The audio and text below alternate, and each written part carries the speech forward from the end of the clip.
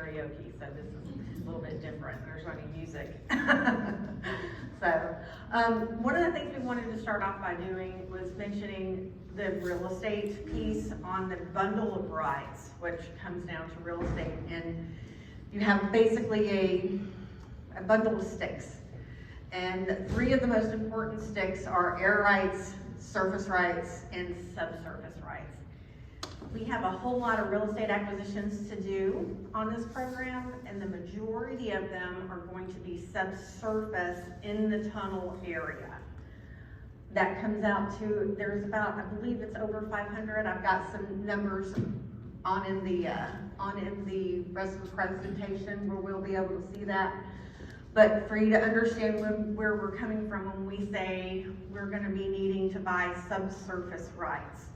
Where you walk out of your house and you stand in your yard, that is the surface level. And then everything above you up to the heavens are your air rights.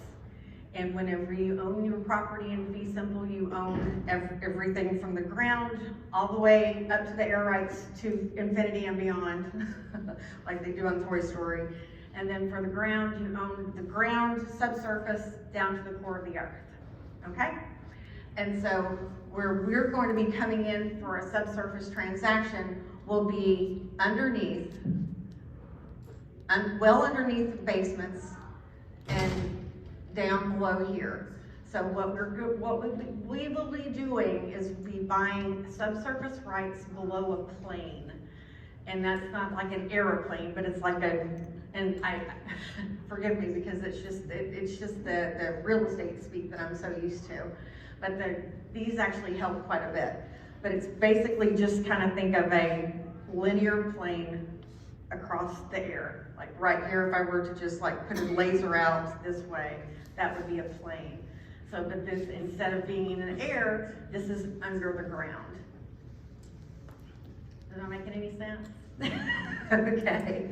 So we talk a lot about subsurface rights, and that's where the majority of these are going to come from. So I really wanted to make sure that we understood it. It can get very confusing. I get confused, and I've been doing this for 23 years. It is a lot of stuff to comprehend, and we are setting some folks on their ear a lot of the time trying to really come up with the best way to do this. And whenever I say the best way, it's best for everyone. My team we're working very, very hard to make sure we are as fair and as just with everyone that we're working with as much as possible, remaining within the law. One of the things I also wanted to bring up that we did mention earlier, Odessa did, about the teams of negotiators and teams of people that are supporting our project that are here. We have folks from WRA and JMT, and they handle a lot of the real estate engineering and then a lot of the people that you would be dealing with on a transaction. When you're dealing with them, you're dealing with Amtrak. We are all one big team, period. They are my right hand. I have an internal team and an external team, and I treat everyone with the same amount of scrutiny. So whenever you're dealing with someone and working with someone that's not Amtrak, please know that they have the full authorization and they're part of the team, and we're all happy to be working together. I also wanted to point that out as well. We've set up two different areas, two different times for questions. Real estate and where you live in your home is a private matter. That is where you live your life. I say this all the time. I'm like, this is coming through and this is affecting people where they are living their daily life. And that's what they've chosen to do at the same time. So we need to respect that. So if you are not comfortable asking a question in a public venue, at any time, if you feel like you want to ask a question, you can come back and ask the questions of these folks. If it's not the right person, they'll get you to the right person. We may not be able to give you a very specific answer to your specific property today, but we will set up and work with you to be able to get your question answered. Part of the way this program is working is that we don't have all of the answers to all of your questions right now. And where the real estate comes in is in a program like this, the real estate has to come first, because we have to have the real estate rights to affect the program before we can actually get it completely launched. And in getting everything done.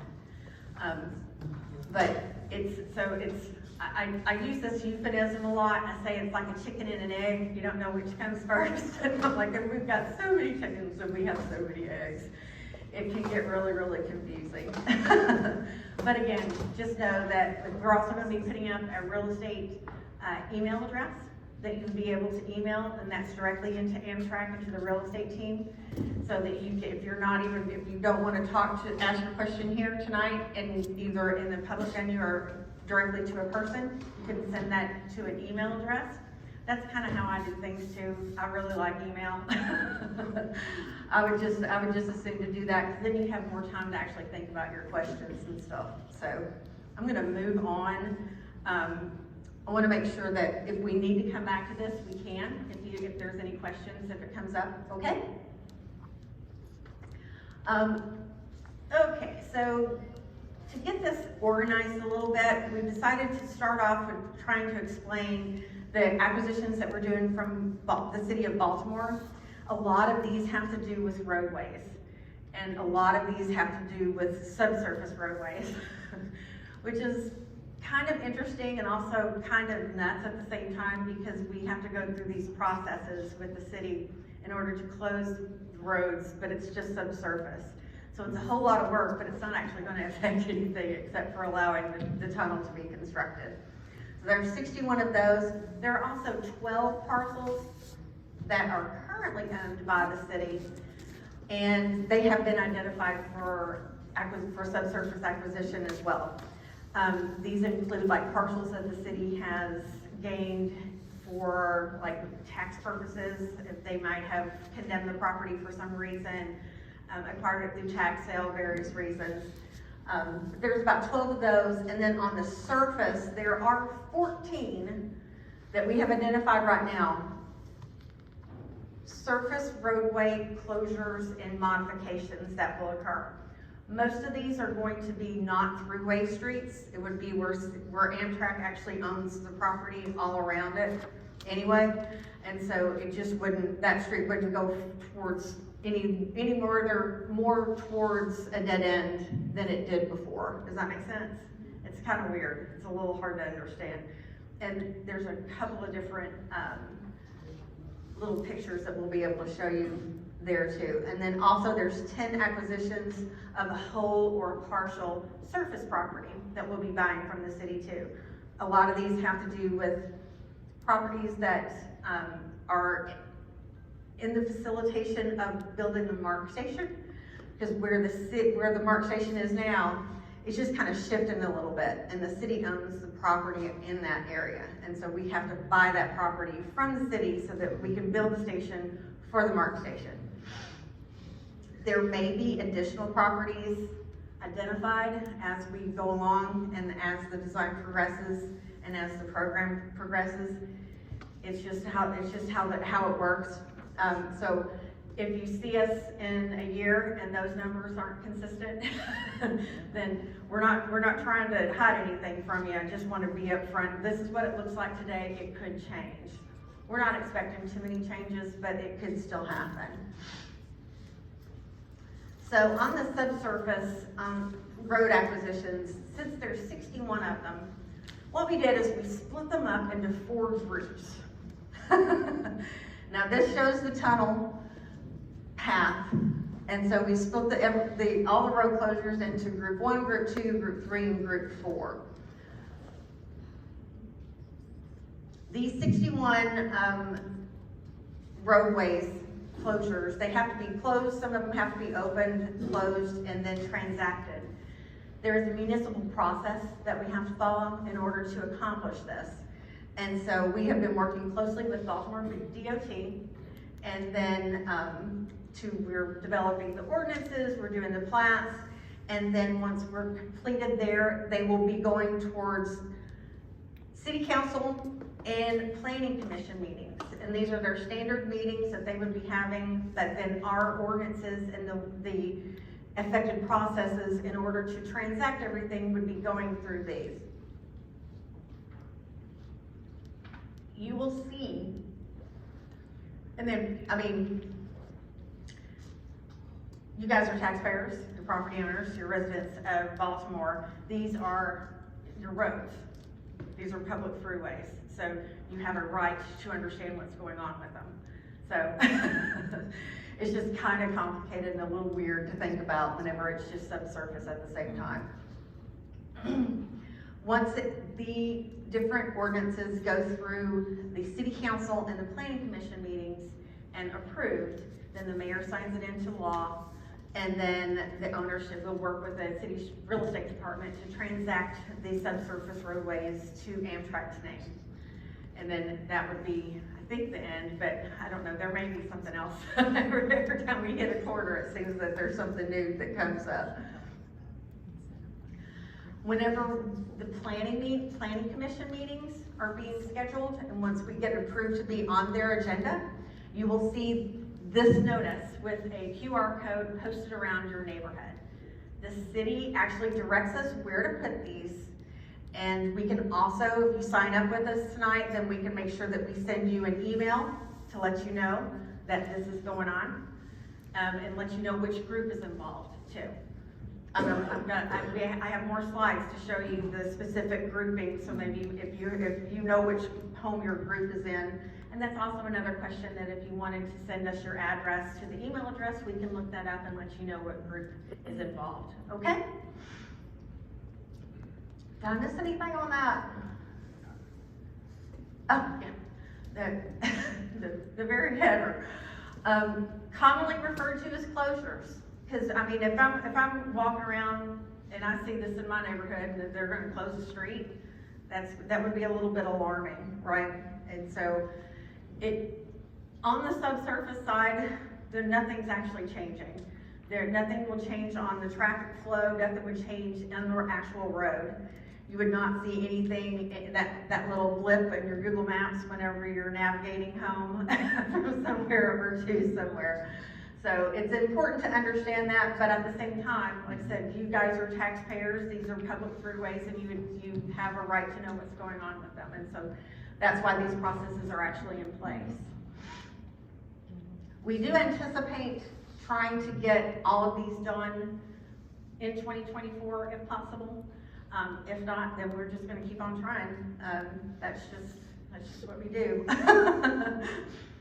So this is group 1 on the subsurface, and this extends from Prestman up to the Westwood Avenue, The Westwood Avenue is actually included in group 2. In this area, the surface property line is, the subsurface property line is going to be between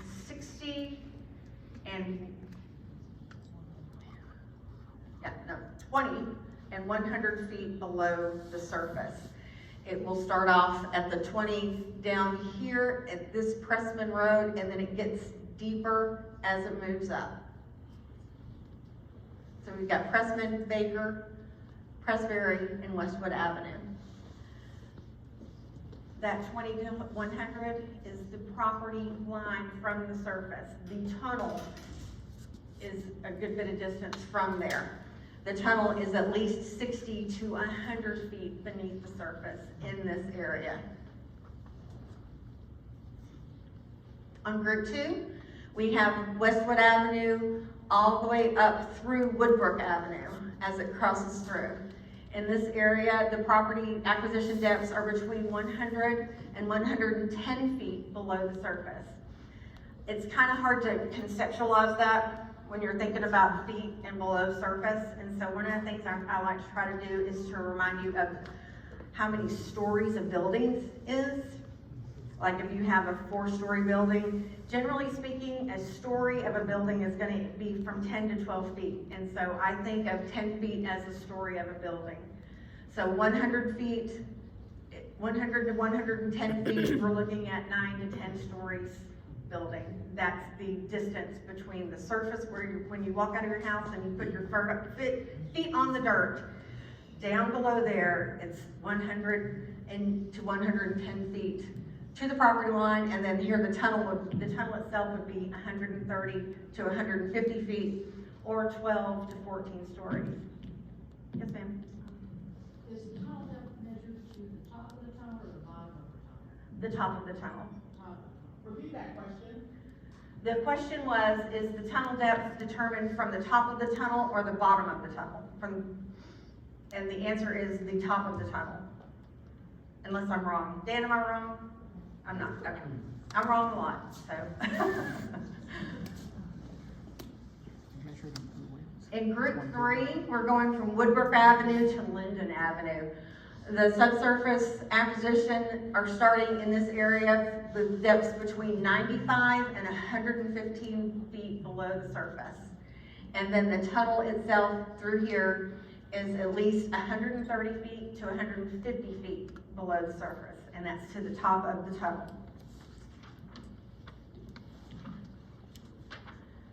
And then this group 4, this is Jordan Street to Mount Royal Terrace.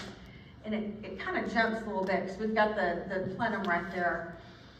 In this area, the property acquisitions start at depths between 85 to 115 feet beneath the surface, and the tunnel is at least 70 to 150 feet beneath the surface. I think I got that 85. I think that might be wrong. I need to double check that. It's kind of important. But we can look at that later. So coming from here, and then we can get into the surface acquisitions of roadways. Now on the surface, it's a different story because these are roadways and throughways. Most of them aren't throughways, but these will not be handled in groups. They're going to be handled in a much more intimate and particular way, individually, to look at what needs are being, what we need to do, the communication that needs to occur with the city, the communication that needs to occur with the community to make sure that you understand what's going on. There will be new corner connections at North Bentaloo, and then there's an alley that is just south of Loretta and Rosemount. And so there's going to be a new connection right there, and then there will be a new corner connection for North Pulaski at West Landvale. We don't have the designs on these finished, but we're working on it. So, but it's also important to point that out. Did you have something, Odessa? Okay. And I do have a little bit of a picture of the North Pulaski and West Landvale, but it's just a rendering. It's not anything that's how it's definitely going to look. That's not how it's just like an idea. But as we get further along, we'll have better answers for you. And we will certainly have a very solid answer for you whenever this actually comes to fruition and we're ready to actually move forward with the municipal process to get it closed. Am I making sense? So, okay. These two pictures just shows about, I believe there's actually 5 parcels through here. These are vacant lands that the city owns that Amtrak is acquiring for the facilitation of the tunnel in the South Portal area, which is, we also call this the Southern Approach. This is in the area just north of the West Baltimore MARC station, and then at the tunnel's inception, where the tracks are being realigned. And then this slide shows you the areas around the West Baltimore MARC station where Amtrak is acquiring property from the city in order to facilitate the construction of the MARC station. Amtrak does not serve the MARC station. MTA serves the MARC station, but it's part of our program, and it's part of the work we're doing to actually bring these benefits to West Baltimore. And then that's kind of the end of the city piece. So we're happy to answer any questions. I may not always have the answer, but we can set up something to try to get you the answer if I can't answer it immediately. Yes, ma'am. Okay, so I'm gonna help you, and I think we have a microphone there so that people can hear. Thank you. So that everybody can hear the question. So we're gonna grab this microphone and kind of walk it around so that we can get questions. This is just to the part that Leah has already covered. She's still going to go ahead to the private parcel after this. Thanks, Anthony. I think the first question's over here.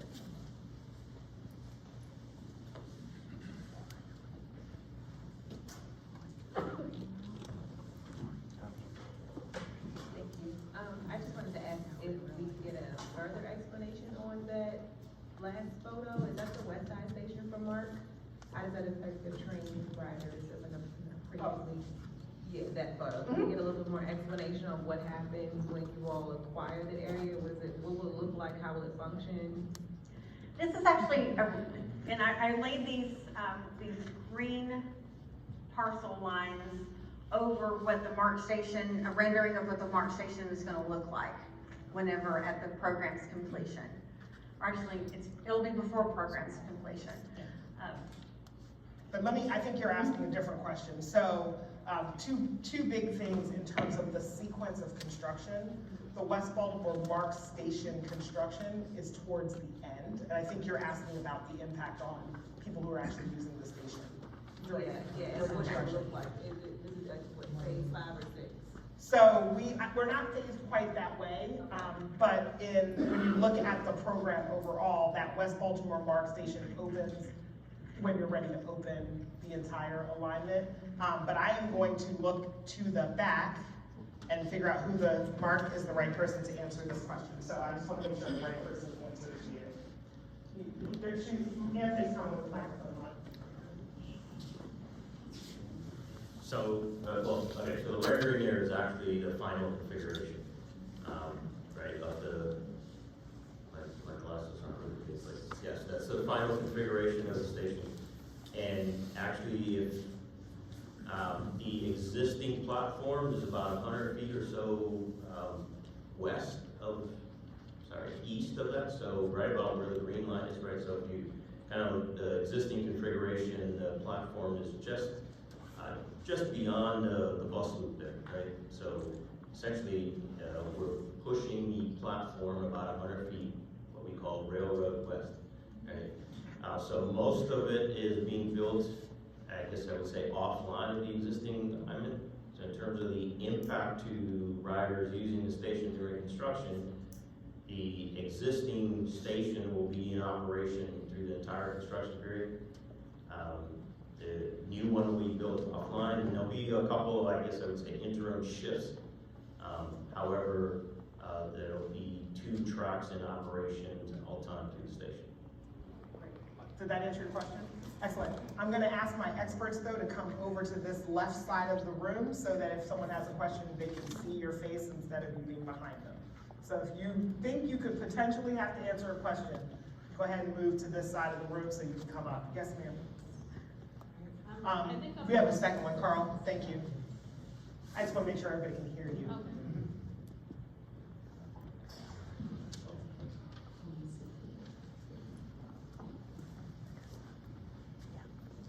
Hi, good evening. I have so many questions, but I'm going to, reserve that for, our group and as we're organizing. But some of the questions I have are around safety. I am a frequent, Acela rider. Okay. I have the experience of seeing how fast those trains go already, and how when the trains are passing each other, they literally shake, and the ground is shaking, and I'm trying to understand, as someone who's on the surface, where these trains going at 100 miles an hour or below you, what type of impact are we having on those individuals who are on the surface level? Are we going to have land that's shaken, at any given time of the day, or those are some of my concerns right now? Yes, I hear your concern. I'm looking for the right person. Hold on a minute. Who's my right person to answer the last question? Okay. Let's make sure we just leave a microphone with Mark at the moment. Yeah, I think, so Odessa was looking for the right people, really there is a meeting on Thursday, and I think the folks who would, address sort of vibration concerns are gonna be at the meeting on Thursday. However, the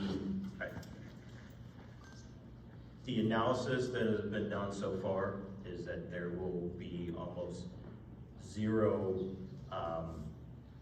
surface impact based on the operations of your trains, right? So your trains are going, your tunnel is going to be anywhere from, I think the numbers we have there, 60 to 100, and I think at the deepest point, the top of the tunnel is 170 feet. It is in bedrock, and your track elevation is actually another 20 feet below that, right? So I think we have to ask the question that earlier, is like that measurement to the top of the tunnel, and then you've got to go down another 20, I think it's about 23 feet or so to get to your track elevation. So there are analysis that provides what I'm going to get into the technical terms, peak particle acceleration or peak particle velocity that is experienced at the surface level, but it is sort of well below your the levels that we can typically discern. So I mean, I know we keep trying to come up with what I would say relatable things, and even a bus driving by, I think 25 or 50 feet would create more vibrations than you would feel from the train operating at 100 plus feet below grade. Okay, so I have your question here, sir, and then yours question. I think there are actually vibration maps, aren't there, on the site, at least there used to be, showing the propagation of vibration? Yeah. There are actually maps that plot how much vibration there'll be, and there will be some.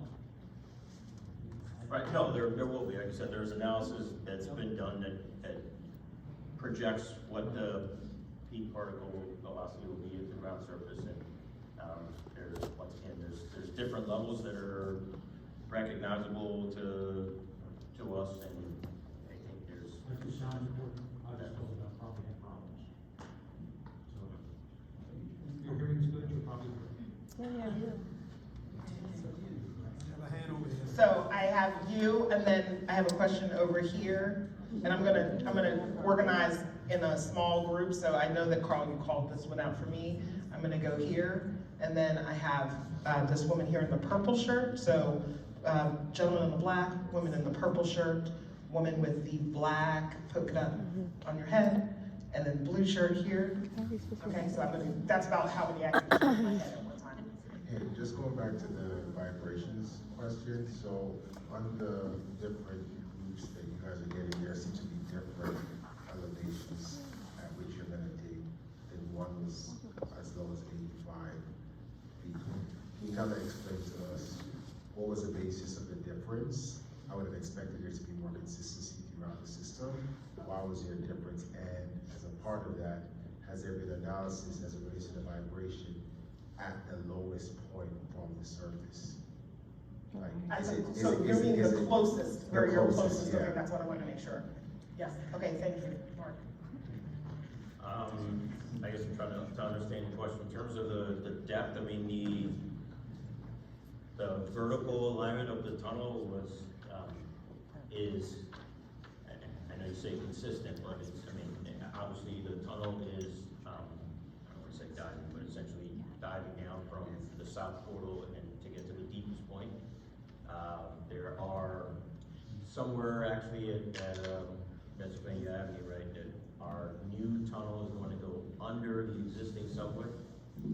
Right, so you know you got to get to get to that elevation, and of course the ground surface changes as well, right? So that's where you get sort of your variations, but essentially it is from, I think, from the very initial point where the tunnel enters where we enter the portal, it's 40 to 60 feet.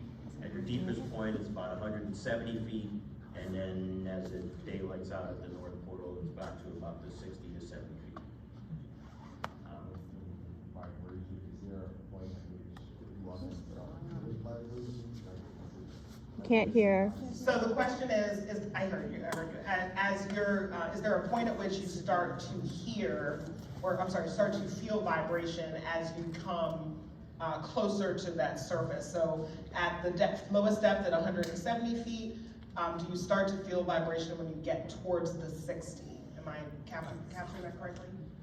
Yeah, I mean, we're certainly stepping out of my area of expertise here, but, I believe the analysis that was performed was to provide the worst case, right? So, I mean, there may be analysis at the 60 feet and one at the 170 feet, and that information is what was included. Like I said, off the top of my head, I can't provide any more details than that without kind of going through the analysis myself.